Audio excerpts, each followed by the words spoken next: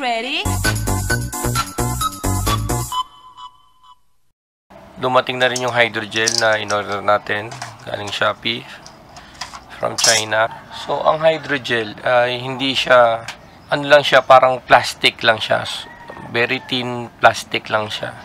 So, etong Red Magic 8 Pro ko ay may tempered glass. Kita nyo naman yun. May tempered glass. So, papatungan natin itong hydrogel para smooth yung gaming natin. Yung madali siyang mag-slide. So, ito nga pala yung magnetic Type-C ko. Pwede siya data transfer tsaka screencasting. So, may ano yan, may tempered yan. Ayan o. Ano nyo naman yung line. May tempered siya. Ayan o. Tempered. So, lagyan muna natin ito sa likod. Nakalagay yung back. Ayan. So, sa back yan.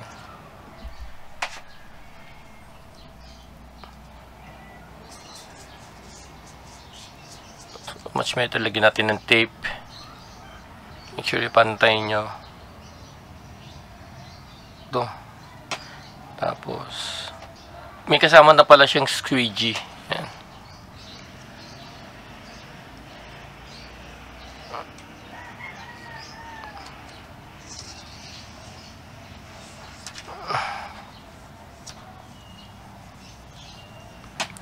So, kita nyo, ayun o.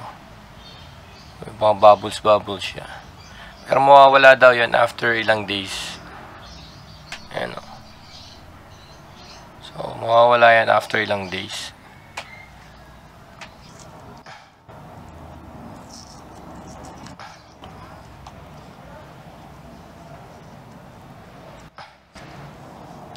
So, ito yung part.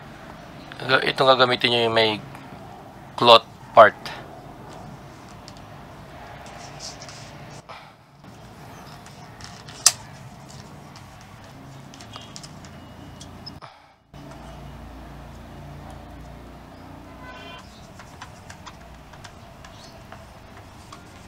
Okay, so ito yung may ito sa taas.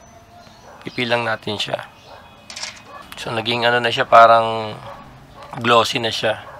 Kanina matte siya, pero ngayon glossy na. Gagamitin natin itong mga wet wipes.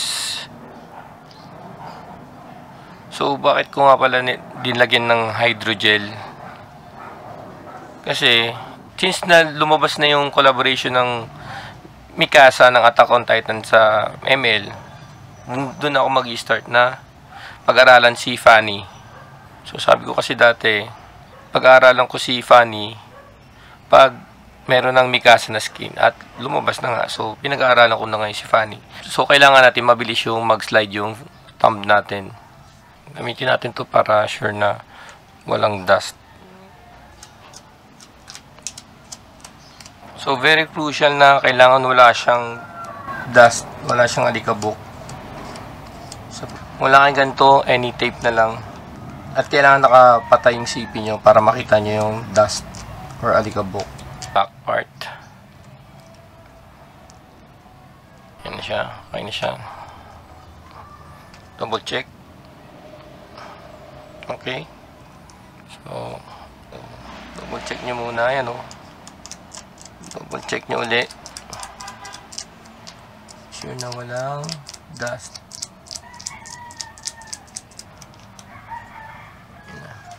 So, pag okay na, ayan.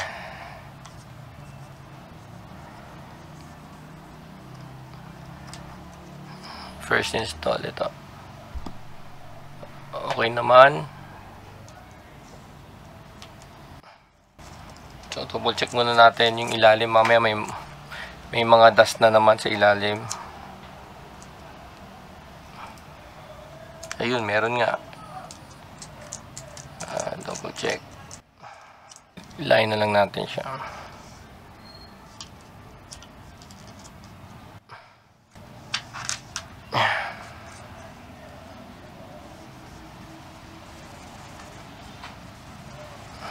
Nakita nyo may guideline dyan eh. Guidelines. Mawawala rin yan after ilang days. So, ito na. Tanggalin na natin to.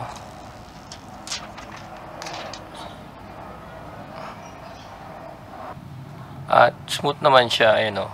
Smooth.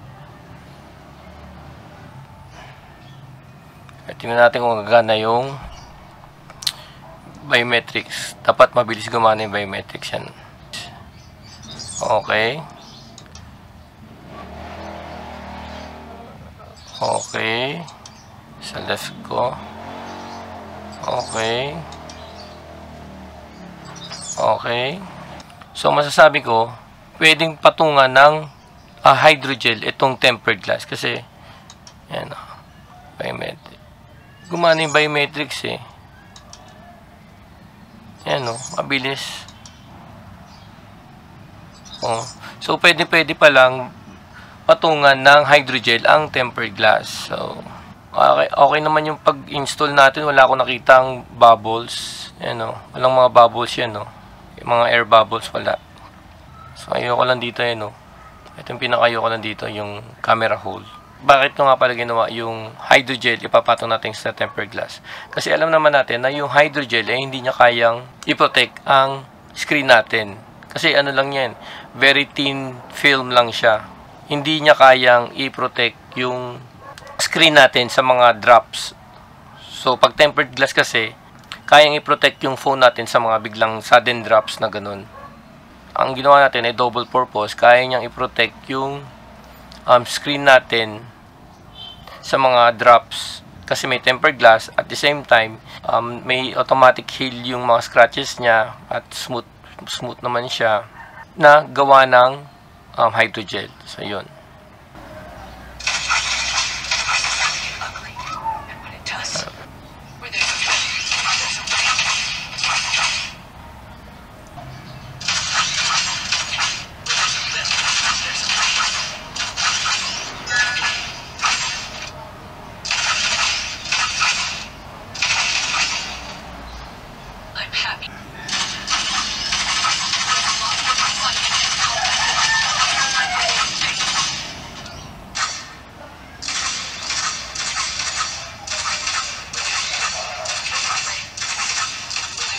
Nice.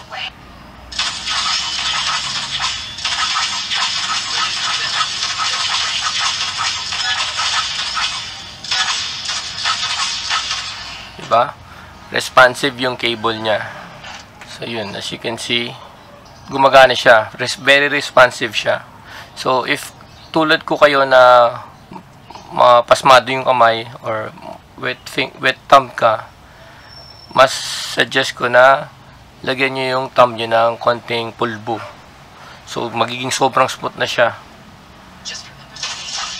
So, kasi pag medyo wet yung thumb mo, may friction siya eh. So, hindi siya smooth i-glide. So, if you have a wetty thumbs, much better kung lagyan mo siya ng konting pulbo at very smooth to glide na siya.